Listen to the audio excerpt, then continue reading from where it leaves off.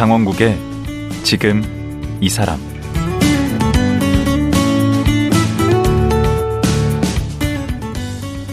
안녕하세요.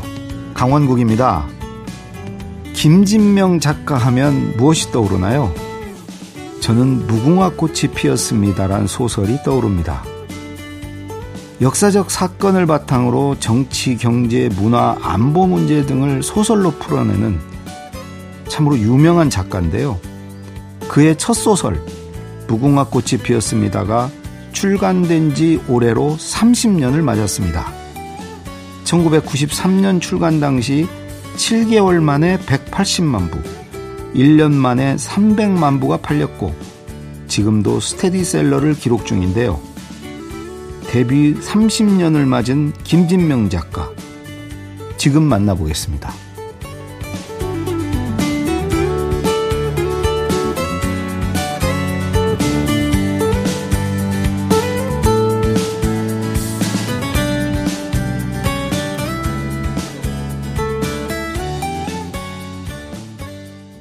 소설가 김진명 작가 나오셨습니다. 안녕하세요. 반갑습니다. 저는 작가님이라고 부르기에는 좀 제가 워낙 오래전부터 이렇게 흠모해오던 분이라 선생님이라고 그러면 듣기 싫으시겠죠? 네. 너무나 감사하죠. 네. 감사해요? 그럼요. 예. 그럼 선생님이라고 부르겠습니다. 네, 좋습니다. 예. 이렇게 의외시네요. 굉장히 소탈하셔서 무슨 선생이냐고 작가라고 하라고 그러실 줄 알았는데. 선생이라는 게 우리 한국 사회에서 네. 상대에 대한 존중과 애정이 같이 있는 거니까요. 네, 다 좋습니다. 예, 선생님. 경찰서에 가서 이제 선생님하고 불리면은 기분이 살짝. 모시게 된 게 우선 여러 가지 이유가 있는데 첫 번째는 무궁화 꽃이 피었습니다가 이제 출간 30주년. 그러니까 선생님 데뷔 30주년이 됐지 않습니까? 그렇게 됐네요. 예. 93년에 이걸 그렇습니다. 쓰셨죠? 예.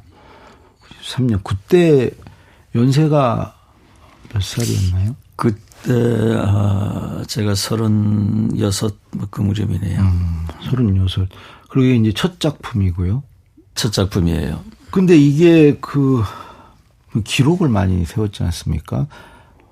이게 좀 몇만 부나 팔린 거예요? 이제껏 저는 제가 책을 많이 썼지만, 네. 뭐가 몇 부 팔렸다라는 것을 정확히 기억하는 책은 없어요.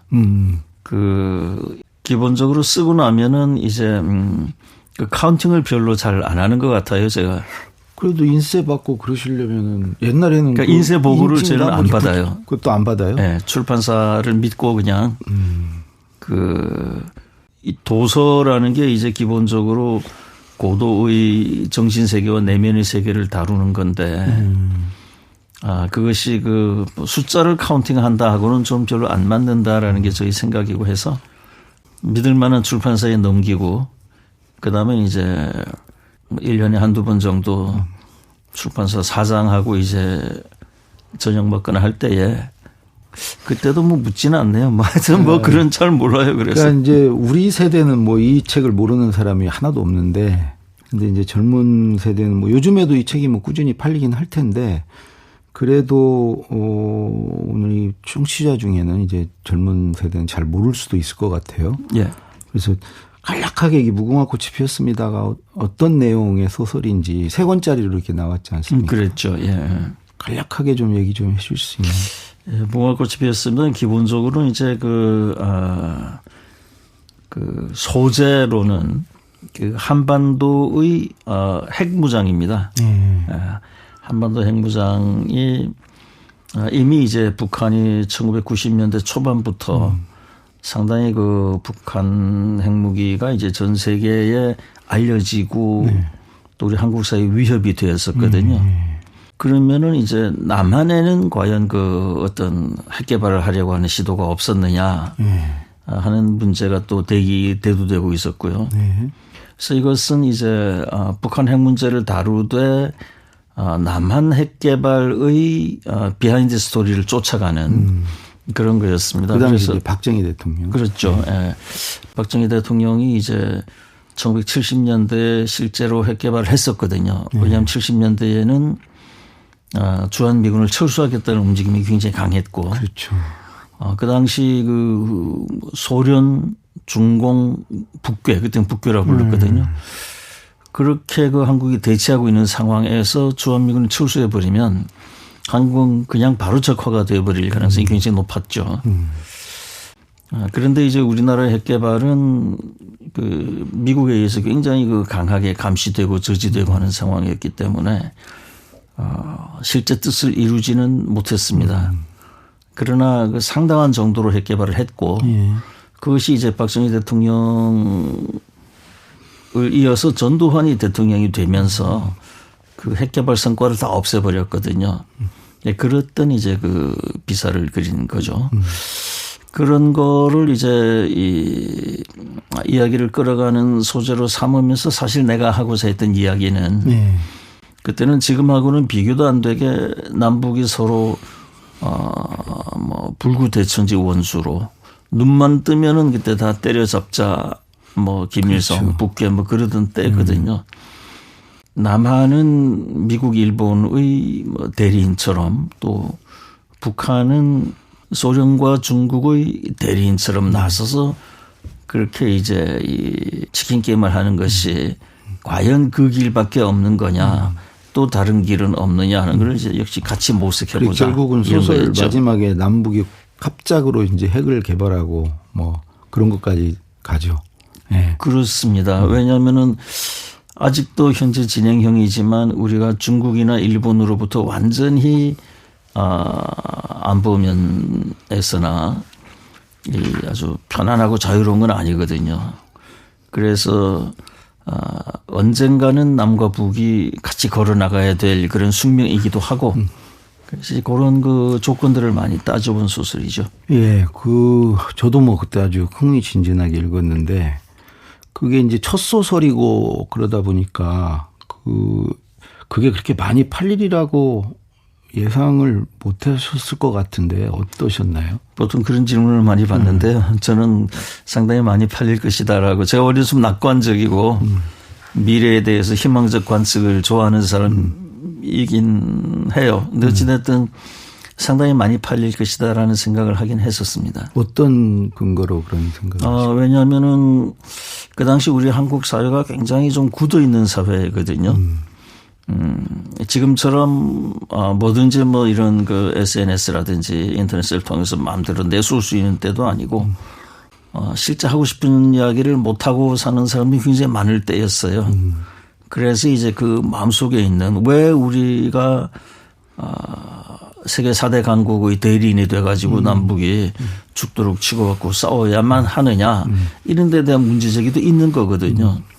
싸워야 한다면은 어떤 이유로 싸워야 되고 그 싸움의 방식은 어떻게 돼야 되고 그 싸움의 결과는 또 어떻게 돼야 되느냐 이런 걸 좀 따져봐야 되는데 그런 게 하나도 없이 그냥 감정적으로 남북이 서로 원수다 이렇게 되어 있는 것은 굉장히 옳지 않다라고 생각하는 사람이 많을 수 있다. 그렇죠. 그런 응어리들이 다 있었고 이제 그걸 푸는 하나의 계기 돌파구가 될 수 있습니다. 그래서 그 잠재의식 우리 대한민국 국민들의 거기에 균열을 좀 내주는 그렇습니다. 무의식 속에 있는 거를 끄집어내주는 그런 역할을 하고 또 무엇보다도 제가 소설을 쓸 때에 이제 재미 위주로 흥미 위주로 독자들이 끌려오지 않을 수 없게끔 써야 되겠다는 의식이 강해가지고 상당히 많이 볼 것이다 이런 생각을 했었습니다.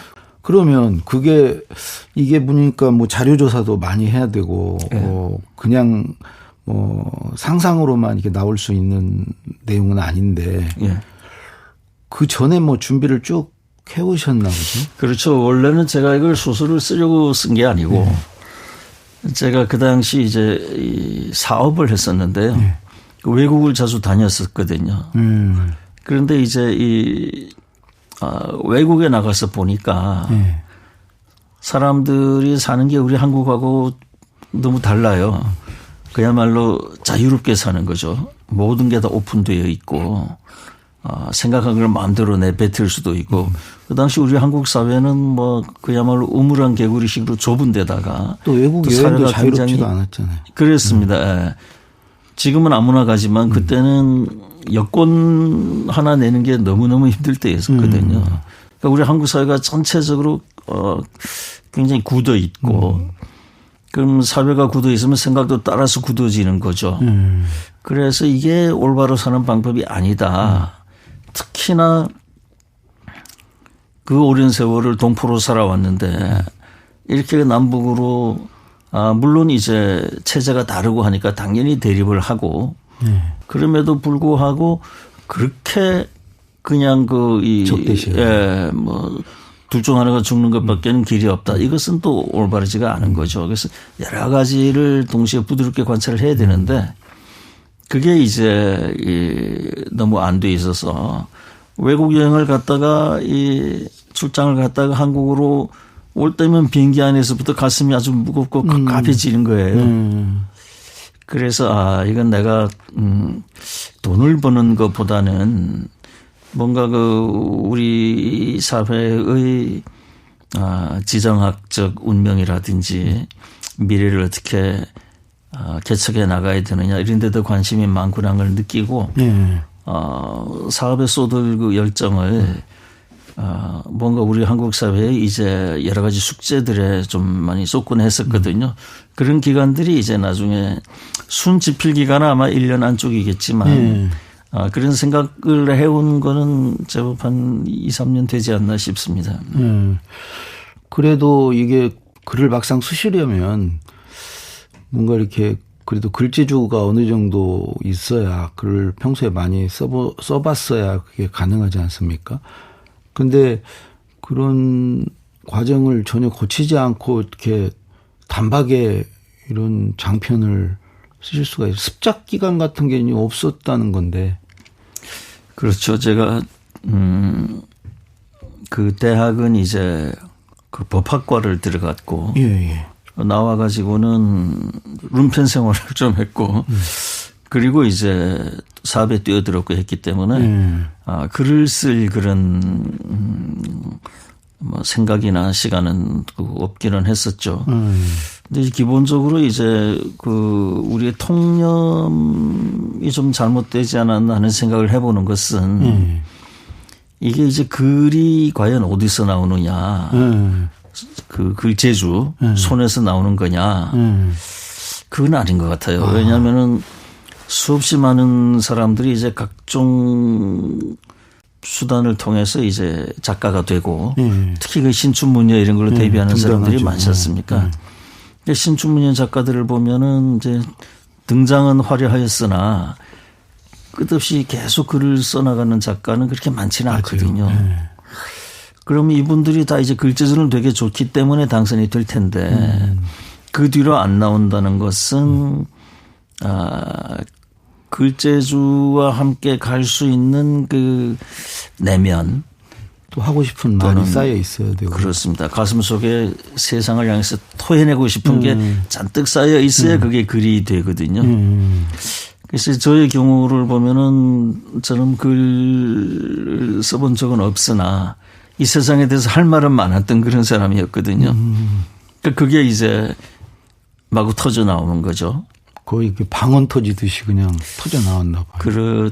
그게 꼭 방언이라기보다는 이제 결국 우리가 여기서 작가란 무엇이냐를 한번 생각해 봐야 되는데 작가는 물론 이제 글을 쓰는 사람이지만 그 이전에 작가 의식이라는 게 있느냐 없느냐가 아주 중요하거든요. 그러니까 작가 의식이라는 것은 뭐냐 하면은 그 세상을 보고 자기 혼자 올바르게 볼 수 있고 판단할 수 있는 시각. 그게 작가 의식이잖아요. 그러니까 이제 세상을 비판할 수 있는 거죠. 작가는 기본적으로 이제 세상을 비판적인 안목으로 볼 수 있는 거잖아요. 문제의식도 있어야 되고. 그렇습니다. 관점도 있어야 되고. 그러면은 이제 그건 어디서 나오느냐. 그거는 글을 암만 연습한다고 나오는 게 아니죠. 그러네요. 그러니까 작가 의식이라는 건 기본적으로 글재주를 익히기 전에 글을 많이 써보고 그 이전에 오히려 더 많이 읽고 사색하고 이게 훨씬 중요한 거죠. 그러네요. 그러니까 이 작가가 무엇이냐 이렇게 봤을 때는 글재주가 좋은 사람이 작가라고 하기보다는 세상에 대해서 토해내고 싶은 게 많고 그것이 자신의 독립적인 독자적인 시각을 가지고 남에게 이렇게 공감을 하거나 울림을 줄 수 있는 그런 사람이 작가다 이렇게 봤을 때에는 글을 오래 연습을 했고 습작을 했고 글재주가 있고 이런 거는 그 다음 문제고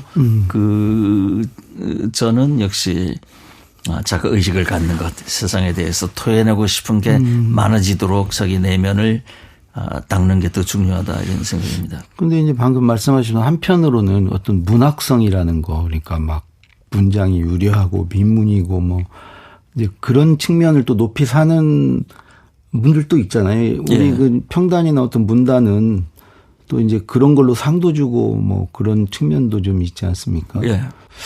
그 작품이 이제 무궁화꽃이 피었습니다도 그렇고 뒤에 이제 나오게 될 고구려, 직지 무슨 쭉 작품들이 역사 소설들이 너무 좀 요즘 말로 국뽕 아니냐, 국수주의, 민족주의 성향이 너무 강하지 않느냐 이런 비판에 대해서는 어떻게 생각하세요? 일단 저희 문학성이 떨어진다. 저는 그런 관점에서 아주 달게 받아들이려고 애를 많이 쓰죠. 아니 문학성이 떨어지는 않고 작가 정신이 워낙 투철하시기 때문에 그렇게 뭐 미문을 쓰고 그런데 너무 치중하지 않으시는 작가잖아요. 다 갖추면 좋죠. 다 갖추면 좋은데 기본적으로 이제 저는 작가이기 이전에 그 가장 큰 과제가 이제 어떻게 하면은 이 삶을 어떻게 살아야 될 것이냐 여기에 대한 관심이 굉장히 많거든요. 이제 그런 관점에서 소설을 쓰다 보니까 소설의 주제가 한 개인의 창의적 상상, 공상 이런 것보다는 우리 한국 사회가 어떻게 가야 되느냐 여기에 대한 이제 이 열정이 더 많은 편이에요. 그래서 우리 한국 사회를 보면은 일단 가장 큰 문제가 일단 다 같이 공유할 수 있는 가치관이 없는 사회예요. 그러니까 굉장히 험악한 사회죠. 이게 경제 지표가 좋아지면 우리 다 같이 행복해야 되는데 경제 지표가 좋아질수록 더 갈등만 생기고 더 상대에 대한 그 어떤 배타적 증오만 자꾸 증가하고 있거든요. 그러니까 공유한 어떤 기반이 그렇습니다. 없군요.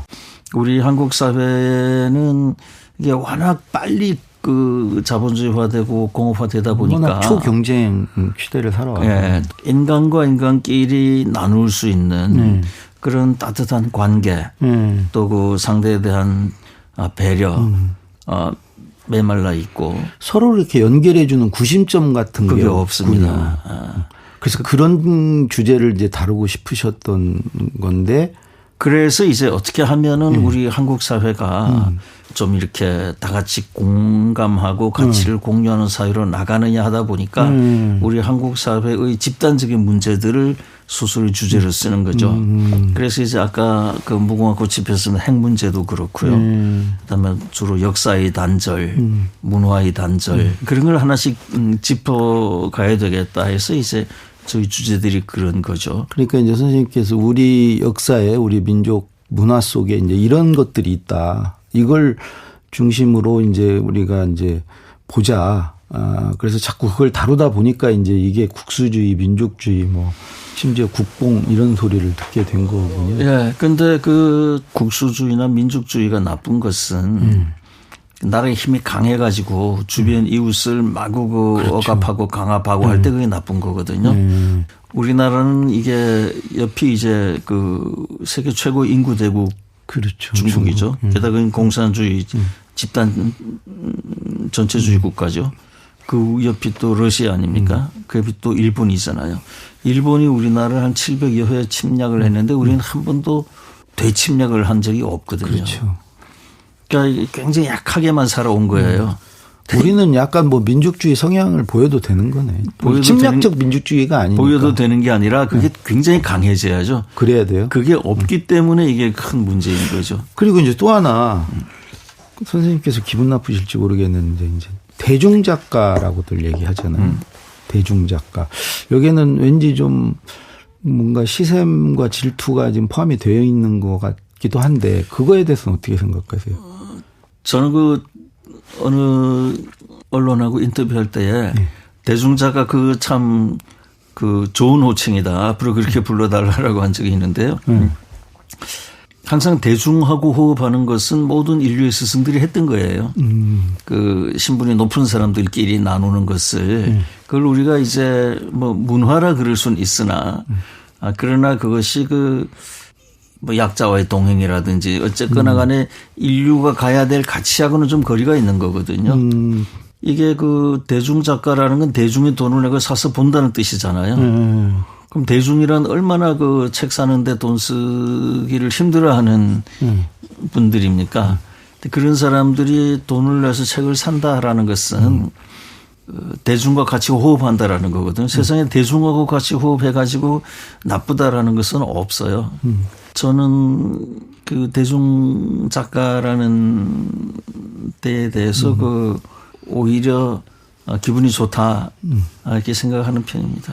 그래서 그런 일종의 어떻게 생각하면 되게 기분 나쁠 수 있는 이게 고급이 아니고 고급이 아니라는 의미에서 뭐 대중작가, 뭐 귀족의 어떤 그런 우아함 이런 게 아닌 의미에서 그래서 그런 평에 대해서 그걸 개념치 않는 왜 그런 이제 표현이 나왔는가 하는 거는 제가 이제 미루 짐작은 하죠. 왜냐하면 저는 데뷔할 때부터 별로 환영을 못 받았어요. 왜냐하면 우리나라의 데뷔하는 풍토가 평론가가 이제 인정을 하고 또 이제 대학 교수라든지 하여튼 영향이 있는 사람들이 인정을 해가지고 거기 이제 친분을 쌓고 그 소개로 이제 등단을 하지 않습니까? 근데 저는 이제 이게 그 듣보잡이죠. 듣도 보도 못한 잡놈이 되어가지고 이제 이렇게 그 들어오지 않았습니까? 그래서 제가 처음 무궁화꽃이 피었습니다를 썼을 때는 그때 이제 소설가 협회장이라는 분이 김진명은 이제 이 소가 뒷걸음치다가 쥐를 잡았다. 그 평생 이게 마지막 작품이다. 절대 앞으로 다른 책은 못 나온다 그랬거든요. 근데 그런 걸 그 제가 다 이해를 하죠. 왜냐하면은 좀 많은 작가들이 그렇게 해서 이제 평단의 외면을 받고 해서 스스로 이렇게 붕괴된 사람들이 좀 있는 것 같아요. 근데 어떻게 거기서 그 안 무너지시고? 그거는 이제 제가 그 전에 이제 그 늘 그 사유하고 이런 걸 좋아하지 않습니까? 그래서 이 세상의 모든 스승들이 이제 그런 경우를 대비해서 다 가르침을 줘 놓는 거예요. 그 많은 철학자들이 마르쿠스 아우렐리우스. 명상록. 예, 명상록. 그 명상록이라는 게 뭡니까? 그 남의 칭찬이나 칭송에 흔들리지 말아 하는 거잖아요. 이 세상을 떨어올리던 그 많은 영웅들, 장군들, 대장군들, 그 미인들 다 어디 있느냐. 고등학교 때 국어 교과서에 좀 나왔었어요. 예. 그런 게 역사의 법칙이기 때문에 저는 그렇게 대립을 하진 않았죠. 내 마음 속에서. 그런데 뭐 그렇게 연연해하지 않으셨겠네요. 예, 날 무시하고 해도 실체가 없는 것은 아무리 큰 눈덩이가 돼서 이렇게 밀려 내려와도 결국은 공중에다 흩어지고 마는 거고, 그런 거다 이렇게 생각하고 그냥 조용히 내 할 일만. 그로부터 30년인데 그 뒤로도 그 후속 작품들이 뭐 다 히트가 되고 베스트셀러가 되고 그랬는데 여전히 좀 이 평단에서는 약간 이게 사실로 좀 보는 경향이 있죠. 그건 우리가 존중해야 돼요. 그분들은 이제 우리 한글이라는 어마어마한 그거를 굉장히 고심하면서 쓰면서 우리 말을 가다듬고 또 멋진 표현을 만들어내고 이런 그 분야 일을 하기 때문에 저도 그분들을 인정을 해야 되고요. 또 그분들도 나름 프라이드를 가져야죠. 책이 팔리고 안 팔리고 하는 거는 그분들의 가치관에서 그렇게 중요치 않다 이렇게 보는 게 맞고 그래서 저는 이런 불화가 좋아요. 뭐 불화인지 뭔지 몰라도 오히려 막 건강한 친하자고 긴장 관계네. 오히려 막 친하자고 오면은 제가 또 좀 저할 것 같아요. 이제는 뭐 거의 문단의 어른이신데 뭐 우리 선생님이. 이게 우리가 이제 전 세계의 스토리라는 이야기를 만든다는 측면에서는 그간 우리 한국 사회가 이제 너무 문학적 향기에만 집착해가지고 그 기준에 들지 않으면은 다 배제하는 것은 조금 잘못되긴 했어요. 그러나 한편으로는 우리가 또 인정을 해야 될 건 뭐냐면은 그렇게 그 대중의 외면을 받으면서도 그렇게 우리 한글로 아름다운 문학성. 표현을 일구어오고 그게 천착해온 그것도 인정을 해야 되거든요. 그래서 지원이 그쪽으로 좀 많이 가야 되고요. 예전에 저한테 상금 1억이 되는 상을 주겠다고 그 문화인들한테 주는 그런 상인데요. 그건 내가 받을 수가 없다. 그런 상의 목적은 좀 어렵고 힘들게 예술 활동을 하는 사람한테 주라고 하는 거지. 대중적이지 않아. 그 내가 받는 거는 맞지가 않다. 이제 이런 그래서 저는 뭐 제 마음속에는 그런 반목이나 대립이나 이런 건 없습니다. 예. 저쪽에서도 그런 우리 작가님의 선생님의 충정을 좀 이해했으면 좋겠는데. 시간이 다 돼서요. 오늘은 여기까지 하도록 하고 내일 더 모시고 내일은 선생님 개인적인 얘기를 좀 듣고 싶습니다. 선생님 학창 시절 또 가족에 대해서도 다른 작가분들에 비해서 그렇게 많이 알려지지 않아서요. 궁금해하시는 분들 많으실 것 같아서 내일은 그런 쪽 좀 여쭤보도록 하겠습니다. 오늘 고맙습니다. 예, 고맙습니다. 올해로 데뷔 30년을 맞은 소설가 김진명 작가였습니다.